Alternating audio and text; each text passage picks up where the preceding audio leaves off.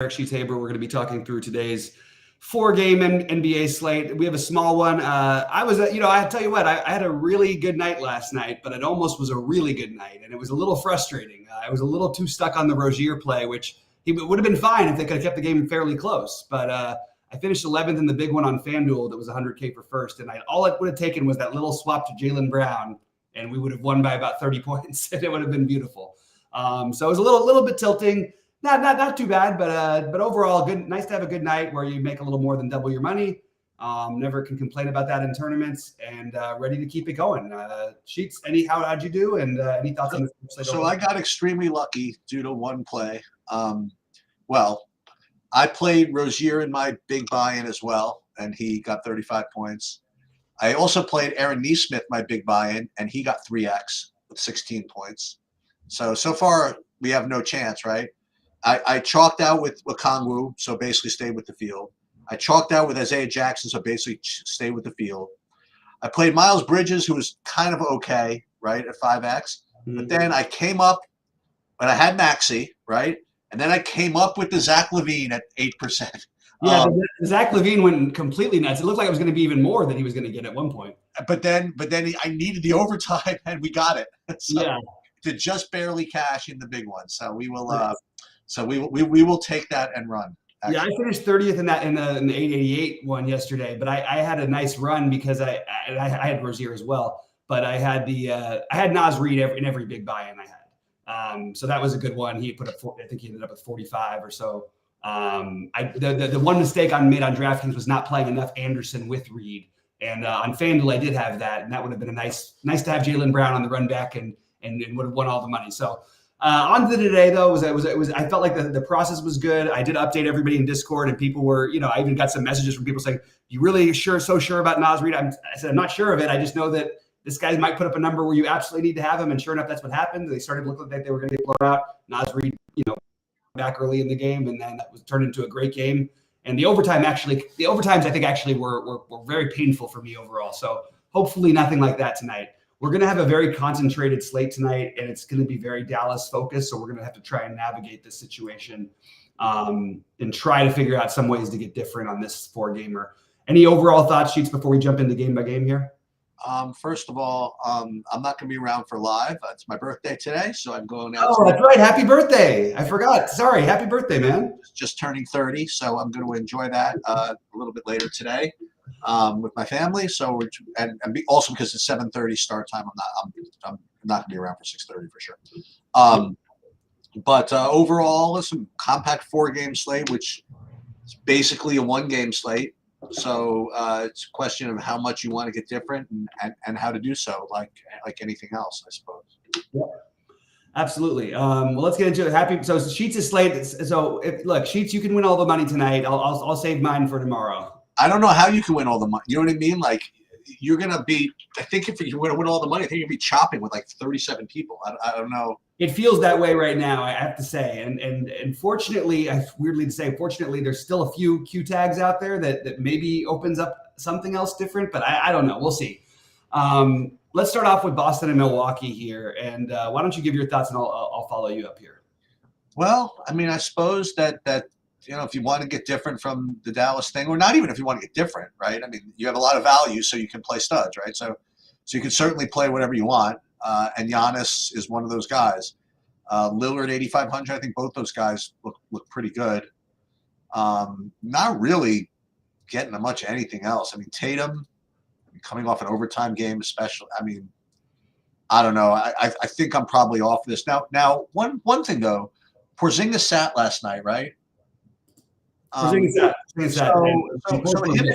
8,400 could be somewhat intriguing. So I think of anything from this game, I would probably take from Boston. I would probably take the Porzingis, and then on the other side, I think either of those guys, Lillard or Giannis, are playable tonight. Well, revenge is the theme of my day here, so I'm going to start off with saying that I will play Drew Holiday back in Milwaukee. And I actually like the play enough anyway because of the overtime last night. And he's a guy who can play a ton of minutes anyway. I think he's an interesting play. I also am expecting somebody else from Boston to potentially sit. I maybe not. Like, it is Milwaukee. It is a big game on TV and all that stuff. But it is a back-to-back where they played in overtime, and it was a really hard-fought game. We're just used to that in the modern NBA. You're used to other guys sitting. We do have Horford sitting already. The other guy I wanted to mention was just because of the Horford sitting, and we'll see what else happens. He might be a great play or an obvious play by the end of the day. I wanted to mention Sam Hauser just as a potential contrarian value at 3,900. That's a guy I think that you could take a shot on. But I would like to really see. I'd like to see how things go at shoot around and who's even questionable. And if anybody's questionable on Boston, I'm going to most likely assume that they're likely to sit, except for that this matchup is such a prime matchup. I do think that both Dame and Giannis are in play because we have the money, and I think naturally people are going to play some Giannis. I don't have them as like extreme priorities, but I do think that they're both completely fine, especially Giannis. Giannis would be my preferred one, but I'm okay with either of them. I also just want to reemphasize that the one thing to get different on this slate, if it's going to be Drew Holiday going back to Milwaukee when they really kind of did him a little bit dirty, I'll take that. And it's not just that, he's a pretty consistent producer at 7,100 anyway. So I don't think it's going to kill you, and it certainly has the upside to save you here. You know, I ran a Saberson build, and you know, I got 9 guys from that Dallas Knicks game as like it's the top 9 owned guys on the whole slate. It's I don't think I've ever quite seen anything exactly like that before. But it is it is only 4 games, so I guess whatever. It's pretty wild though. Yeah. And then we'll get to the other game where I got some guys anyway. So all right, you want to just move on? Yeah, we'll move over to Portland and OKC. Go ahead, Sheets. I mean, the game's a shit show. I mean, it's probably going to blow out for openers. And listen, Shea, I suppose. Listen, you can afford him, and certainly a good matchup for as long as they say in MMA, this fight should be good for as long as it lasts, right? So I think Shea is perfectly fine. I think if you wanted to play Shea, though, you probably want to try to invent something from Portland, like either I think that my top guys may be Simons and Sharp, maybe. You can play center. You can play these centers again, but it's not like they're giving you any kind of break. I mean, like Reith is 5,700. So I guess that would be my only comment on this game, is that I'm probably not getting much. And if I did play Shea, which you could, I probably would want to play someone from Portland, or maybe even 2 guys from Portland. But every play you make outside that Dallas New York game has opportunity cost. So I guess that's my only comment on this game. Yeah, I think this is an interesting one because I agree that if you're going to play anything on the OKC side, that I do think Simons is the natural guy. And honestly, like if this was going to be a more competitive game, where we thought that Simons at 7,400 is extremely reasonable. I kind of like the Sharp play a little bit. Not like in love with anything. I think you can look, if you're mass entering, I think you can get some exposure to Kamara. But there's nothing that really stands out to me. I think you get some exposure to Scoot Henderson as well. Jabari Walker's questionable. Even if he's out, I'm not really sure, except for maybe a little bit more Kamara at 4,300. I think that's reasonable. But Simon's definitely being my favorite piece from the Portland side. On the OKC side, so I think we have to remember this is a back-to-back. They're flying from Miami, right? I believe that game was in Miami yesterday. So that's kind of that's usually a bad sign for teams. Maybe this game stays a little closer than we think. Maybe OKC sits somebody. We'll have to wait till after morning shoot around to figure that one out. As of right now, the only one who stands out to me is Shea, and I think Shea will go nuts even in less time against this team. The back-to-back, though, has me sort of trying to think to get a little bit different and look at the guys who didn't play so many minutes last night. I think that you could take shots on Giddey. I think you could take shots on Isaiah Joe, but nothing that really, and obviously on Chet Holmgren, and nothing that really stands out as of right now. But I am curious to see if anybody at all ends up sitting because of the back-to-back and the travel and the easy matchup. So they're favored by 13. To be honest, if they were favored by 20, it wouldn't have surprised me. And I don't think we can read into that line yet. But I do think that if we see any Q tags pop up, we might have to sort of change the way we look at the slate, sort of similar to Boston after a tough matchup last night. So that's just something to think about. I do think it's likely to blow out, but I just want to point out that is a tough people traveling from Miami on after a tough game. It's not ideal. All right, let's get to the big one now. What are your thoughts on your Knicks in Dallas here? I mean, it all seems pretty easy. I mean, like Jaden Hardy's going to be 100% owned, and not fading it at 3,700. Kyrie's going to look good. Tim Hardaway Jr., Powell, Josh Green, Derrick Jones Jr. I mean, all of them. I think you can play as many as you want if you want to know the truth.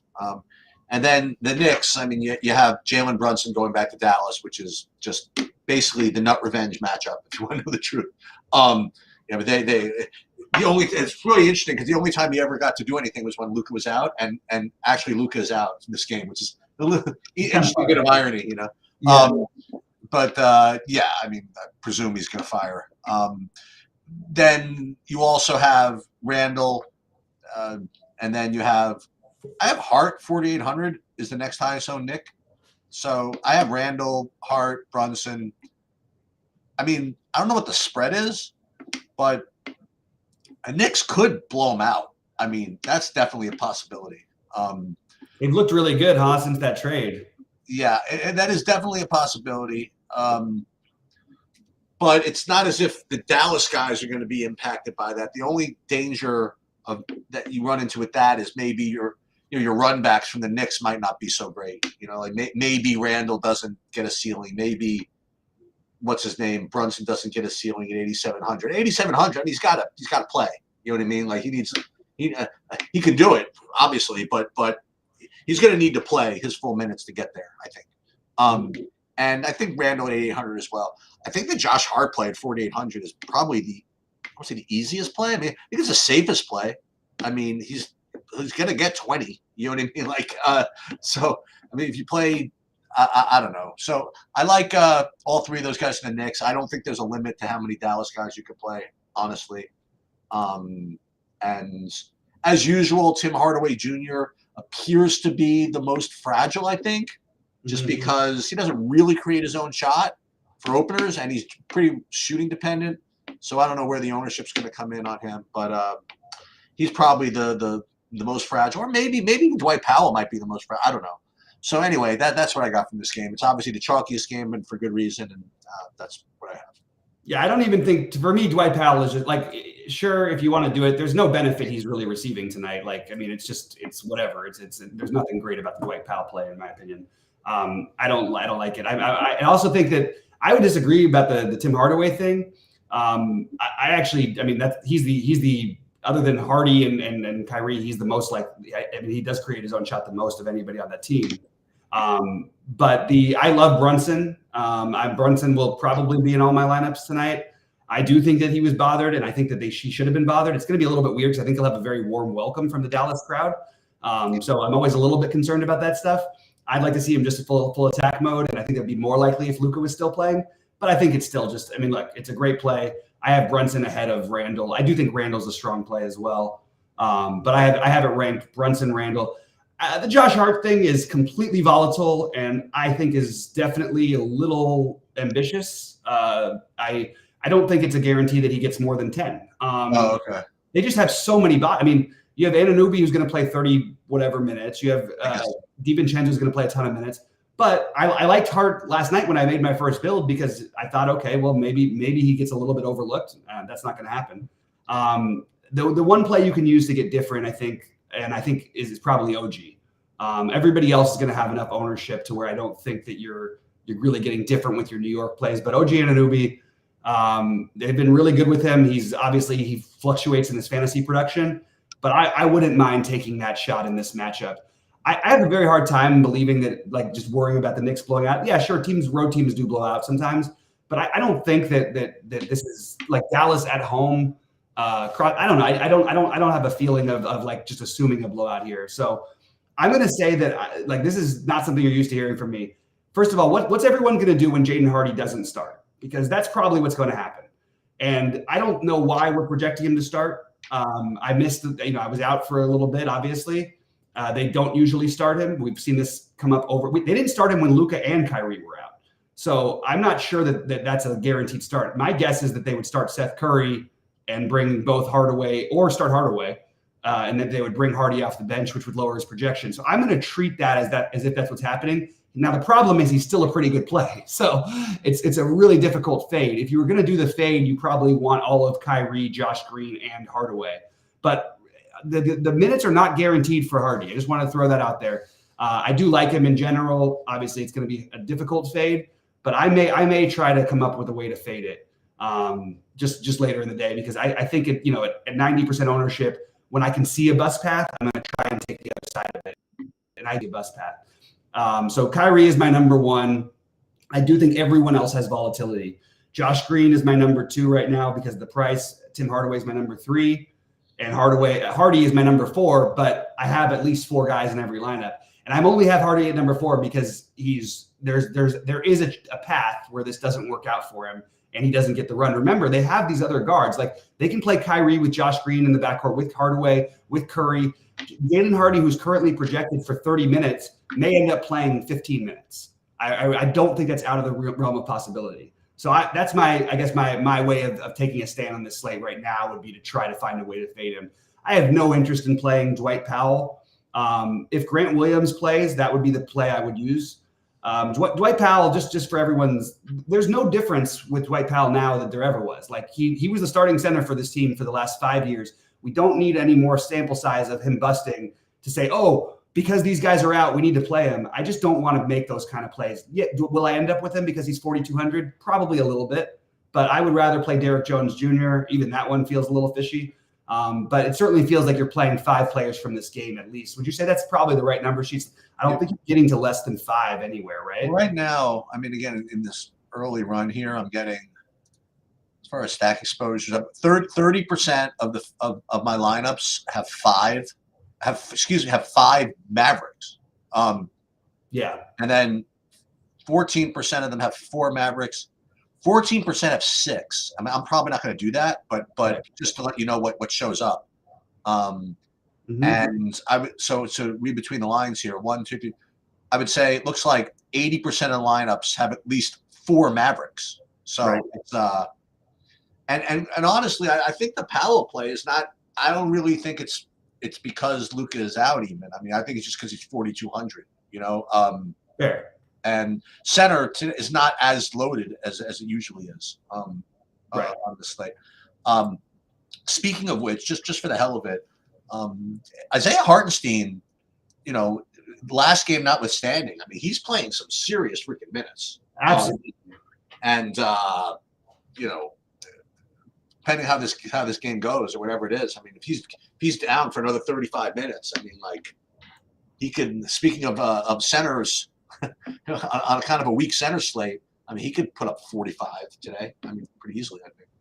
Right. Yeah, absolutely. Yeah, I think it's a reasonable matchup to do it in. So, okay, just going one last thing here because it's a small slate, so you have to get creative. Usually, I wouldn't talk about so many plays in these games, but I would take a ridiculous shot instead of doing the Powell thing on Rashawn Holmes. As a very, very probably gets 5 minutes in the game. If Grant Williams is out, though, which we won't know, we probably won't know by lock. Maybe we'll know after shoot around. But if Grant Williams is out, they're going to have some size to deal with Randall and, Hartenstein. They're going to need some. So Rashawn Holmes is my get weird play at the moment. Again, I mentioned a few. Rashawn Holmes and Drew Holiday, very, very different reasons, are my very, very, Holmes is probably a reach, but I think that there is a path where, look, you get that one piece right, you're running away with the slate. All right. So as long as we're throwing it out there, I was taking a look pretty quickly at other kind of like ridiculous punt plays, and one of them was Precious. Again, it's more of a blowout run than anything else. But in those games where maybe Hartenstein does not get 35 minutes, I mean, he's allowed to get into foul trouble too. He does a lot. That's legal. And so maybe something like that at the center position. I'm going back and looking at these other centers I kind of glossed over. Luke Cornett. I'm looking at but with Porzingis back, I don't think so. But Horford's probably going to be out of that game, I guess. Horford is out, yeah. So, you get Cornette, he could show up. I don't know. I'm just kind of looking a little bit. But in general, you've already gotten very different, Bobby, with even the idea that you might fade Hardy somewhat. I mean, he's going to be really, really chalky. Yeah. I will say that. And the problem is, like, I would say, oh, great, if he comes off the bench, maybe he's only 60% owned or something like that. But the problem is that game starts later, and yeah, you will be able to shift and stuff, but people are just going to leave Hardy in there whether he starts or not. The thing is, they're all going to assume, though, that he's playing the starting role. And even if he starts, by the way, there's no reason Tim Hardaway doesn't come and eat up all of those minutes. You know what I mean? We saw it last night with that was weird with the Nick Smith. He ended up, I think he started the second half after the first half. He didn't start. Anyway, I played him in that thing. He was very low owned. Yeah, nobody played him, and I was very happy. I was very happy about that. Yeah, I was happy with the ownership as well. All right, we can move on to Phoenix at my Lakers here. Yeah, so this is the one that's next for me as far as guys I would get to after Dallas, New York. I have the next three highest owned in my initial build is coming from this game. Two of them, you would imagine, Anthony Davis and LeBron. I would currently have 30% Davis, 28% LeBron. I don't think I have any right now with both, but I'm going to check just to make sure. It doesn't seem like something you'd want to do. I would have one, like 1 out of 50 lineups with both of them. But I'm also getting a pretty healthy supply of Christian Wood. So I figured I would just maybe there's a theme here, that these $4,200 centers are pretty useful, which is why I'd be getting a whole bunch of Powell, and in the absence of that, I'd be getting a whole bunch of Christian Wood. I'm currently getting 35% of him now. As usual, Christian Wood has a floor of 0, right? But got a ceiling of 50, and I say that without even realizing that he probably hasn't had 50 in like 3 years. But in my head, it feels like he has a ceiling of 50. So those are the three guys. And I'm also getting the Terrain Prince. I'm not getting really much of anything from Phoenix except for Nurkic. So I guess because this is a late game or later. No, actually, it's like an island game almost in this context of the slate. I guess this is the next one I would go to. But again, the weird part of the way the slate breaks out, there's a 7:30 and 8 and 8:30, so it's not like, you know what I mean? Like, it's not like you really take advantage of it that much because you're going to be playing the Dallas, New York, and you won't. And by the time you know what's going on there, I mean, what are you going to do in that Laker game? I don't know, but they do look like good plays relative to this slate. Wood, Davis, LeBron, and Terrain Prince. Yeah, so I like a lot of what you said there. I pretty much same page here with you. I think that I actually love Booker. He's my favorite son. Just on the Sun side. My favorite son. I like that. and look, I'll buy a little narrative. Everything. He always plays well in LA. For anybody who doesn't know, he has Kobe's initials on his sneakers. He's obsessed with Kobe. He's always been Kobe's his idol and all that stuff. Always plays well when he comes to LA. I think that Bradley Beal would be my second favorite, and then Durant if I had to pick between those three. Nurkic, I don't mind him here, but that's sort of the order I have it: Booker, Beal, Durant, Nurkic right now, and Booker being the most likely one I would spend up on. On the Lakers side, it's interesting because it's a great matchup. Phoenix doesn't play defense. The Lakers don't play offense, so that's a kind of an interesting back and forth there, but. LeBron seems totally reasonable, and look, again, I'm sort of going with this theme of narrative and rivalry stuff. I mean, look, LeBron has his history with KD, where KD's gotten the better of him a number of times, and you don't really need a narrative. He's 9,700 and in a reasonable play in a game where the Lakers have been one of the worst teams in the NBA since the play-in. So they're going to need stuff. So I actually think LeBron and AD are the two desired spend-ups for me. They're the only guys in the 9K plus range that I'm playing. I'd rather play I'd like to get Brunson, and I'd like to get Kyrie, and then I'd like to get, whether it's Booker, LeBron, AD, somebody from this game would be my other spend up with the value we have. I like the Christian Wood pivot. I think that it's much more volatile than Dwight Powell. We have no idea what minutes he's going to play, and he's been playing more minutes. The problem is they have been playing terribly as a team. So his minutes trending in this direction has me a little bit concerned. But I prefer him over Dwight Powell because I think the ceiling is higher, and you're going to get 1/3 the ownership for a guy who's projected for like 2 less fantasy points. And I love to do that. I also think Taurean Prince deserves to be in the weird value Tamani Kamara type of value play. Josh Hart. I think Taurean Prince is every bit as good of a play as Josh Hart. Now, probably a little less of a ceiling. But actually, I can't even say that because the Lakers just don't have enough other guys who, and he's going to be out there for 28 minutes, 30. No, he's actually going to be more out there for more like 30 plus minutes. So that's how I have it. I have Wood as being the value that I'm using instead of Powell, and I have LeBron or AD. I really like AD in this matchup, but I also really like LeBron in this matchup. So I'm flipping a coin between those guys at the moment. I don't really have anything else to add to that one. I really don't know what else to do. I have a question. Do you still put up your bets of the day? Yeah. You have anything today so far? I like to wait till after the shoot arounds are announced so I can know so I have a better idea who's playing. Unless you can get a bet early enough, I'll post that one specifically in the Discord and just say, okay, this is something we think somebody's going to sit and they're not quite accounting for it. Why do you have what you got? No, I have nothing except to whine a little bit. So remember I mentioned that first time Celtics and Timberwolves played, I played the under. They were going to go under by 25 points. And they went to overtime, and I still went under. Yesterday, it went under by 6 points, but this time the overtime didn't help them. So it did. The overtime couldn't fade the overtime. Oh shoot! I should have showed you you should have seen my bets. I went 3-0-1 last night. So one push and 3 wins was a nice night for me. Nice. But yeah. So do you want to run a quick SaberSim build before we? I did. I did already. So you can Why don't you let me? We'll stop this screen share.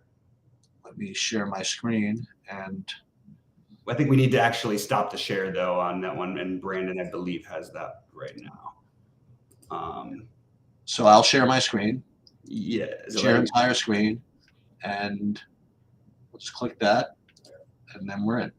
So yeah, so I ran 50 lineups, and as I kind of alluded to, it's all it is. It's all of Dallas and New York, and we're gonna run contest sims, and try to mess with it a little bit. But you're gonna have to force your way off of this, to not play it. Yeah, that's just the way it is. Now, fortunately, you already took some pretty, took a pretty big stand saying you're just not interested in Dwight Powell, right? So if Dwight Powell's showing up, like for me, for example, in 60% of my lineups. And I'm sure he's showing up in some degree 25% plus in other people's, right? Mm-hmm. So that's already one thing you're doing different. And the fact that you're not as into Josh Hart as maybe the SaberSim bill would be, you can get a little bit different there. And if you want to force stuff in, like some of your, some of the like more Anthony Simons, for example. I mean, that's a way to get different. So. As far as the SaberSim build goes, listen, fade this at your own risk. And I will say in general, for those of you that haven't figured this out yet, NBA is rough, man. It's rough to fade the chalk, and it's also rough to play the chalk. So it's a very, very difficult sport. Fortunately, tonight there's not too much going on. There's right. Who knows? It could be at what could happen at 8:23. What could have Kyrie could get ruled out? Maybe, I don't know. Maybe something like that. But that would be pretty crazy. Or but one thing, yeah, you're right. There's probably not a lot after lock. I could see OKC end up sitting somebody, but I hope we would know before lock. Or there's always a chance that AD or LeBron sit. They've been pretty good, man. They've been playing. Well, they've been good because the team is so bad. Right. And I mean they're really, as I said before the year, this is a very, very mediocre team, and everybody's treating them like they're some sort of godsends, and they were like the third favorites to win the title this year. I really have no idea where that came from. Meanwhile, props to whoever that was implying yesterday, because I didn't see this, that New Orleans could really stick to Golden State on the road. I didn't see that. Oh, yeah, shout out to Jolly for calling that one out. I wasn't even saying that it was impossible, but it is weird. They've sort of seemed to have found something in New Orleans where their bench unit is so strong that they sort of just keep expanding these leads. So it's something to keep an eye out for them. That's a really talented team that seems to be putting it together. I guess a couple of announcements. or do you want to go through your exposures, or yeah, I'll just go. My favorite plays on the slate. Look, Holiday that's a very easy one to get different with. Like, it's crazy. You have a 3% owned guy who's 7,100, who's facing his former team in a revenge matchup, and his team's on a back-to-back in an overtime game where I'm expecting somebody's going to sit, and I don't expect it's going to be him. Well, I already have Horford sitting. I'm expecting possibly someone else to sit. Even if they don't, I guess if they do, it's going to make him a little more popular, but he's not getting played. So that's my favorite get different. Brunson, Kyrie as the main spend up pieces. You're going to mix in the other Mavs. And my thing with Hardy, I just want to point out, he's being like these minutes. This is what I'm saying though. My problem is by the end of the day, I bet you SaberSim and every other people start to catch on, and you start seeing the projections. You're going to be like, wow, why does Roto Grinders or why does whoever have him only projected at 20 fantasy points? Now the problem is he's still a decent enough play. If he was 4,500, that would be awesome, because then it's a fade you can actually make. Because the problem, he's still probably getting to 20 even off the bench, but I don't think this is some sort of a lock. And on a big slate, I probably would just eat it and use the value, because you might, you really want value. There's a lot of other values that could outscore him here, and that's just the way I'm going to try to treat the slate and see what it does for me. By the end of the day, is he going to be my big buy-in lineup? Probably, but I will definitely be fading him elsewhere, and I definitely will be below the field, and I would like to find a way to even get him out of that one. But I also just wanted to reemphasize the Booker, Kyrie, Brunson price range. If you play those three guys together, you have a really nice sort of, and you can play Holiday in there too. And then you play the decent value that you like. And maybe I'm already different enough to where I can play Hardy, because I don't think anyone's playing this Drew Holiday thing. And I am going to be overweight on that. So a couple of things. As usual, I have no idea who I'm playing. I got to see what it looks like closer to lock, run my sims, run my lineups, and just see what it is. And you won't know who I'm playing because I'm not going to be around probably for at the very end. I'll probably play a couple of things. Listen, birthday narrative. I have to play something. Right? Yeah, buddy, you have to. I have like a implied 6% projection bump in all my lineups because it's my birthday. I have to play. In addition to that, I'm going to probably put a hockey preview up at some point today. I already put up the MMA DFS preview part 1. As you guys may or may not know, I break that down into 2 parts. The first DFS video is just basically the plays. And then tomorrow we do the MMA betting breakdown. And then Saturday morning probably we completely focus on lineup construction. And there's such a big difference between lineup construction and the plays that I really thought it was important to separate into 2 videos. So with the MMA video, the MMA is up. We have all kinds of NFL this weekend. You might think, it's just the wild card round. There's 6 showdown slates, right, for openers. Yep. Then there are at least there's so many permutations. There's a 6-gamer slate that goes Saturday to Monday, 2 gamers for Saturday, Sunday, and I will be playing all of them.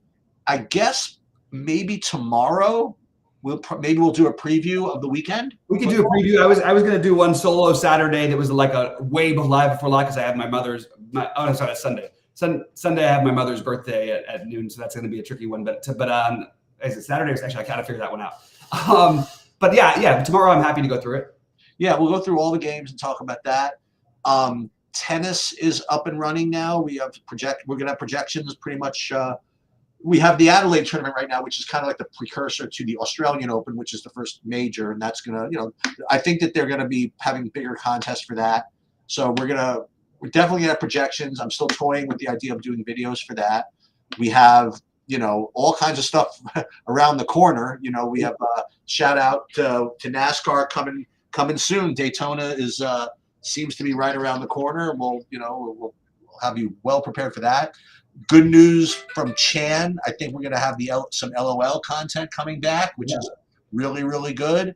We're doing some revamps of the site. Shout out to Brandon, who is producing stuff now, which means that listen, the less Eric has to touch anything technology based, the better it is for the United States of America, pretty much. So that's good news.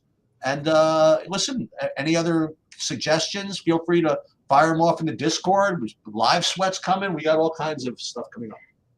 Yep, absolutely. Yeah, really pumped about Brandon, and really excited to have Chan coming back. I'm actually going to meet with him in just a little bit after this, And good luck tonight, guys. I will be live with you at 6:30 Eastern. Remember, it's a 7:30 lock, so I will be live with you for at least a half hour at 6:30 Eastern, and we'll go over just exactly what we're ending up doing. I wish it was a more exciting slate, but you know what? We've done really well on some of these unexciting slates, so hopefully we can keep that trend going in the right direction. And good luck to everybody. We'll see you guys at 6:30, and hopefully see